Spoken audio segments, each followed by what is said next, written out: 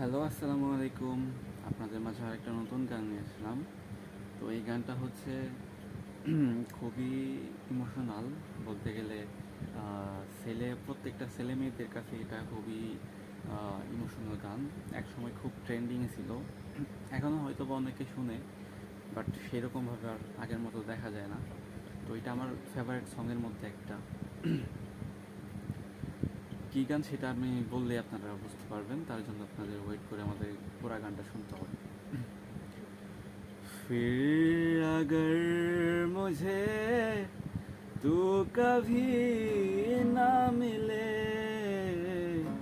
हम सफर मेरा तू बने ना बने, फासलों से मेरा प्यार होगा न कम, तू न होगा कभी अब जुदा।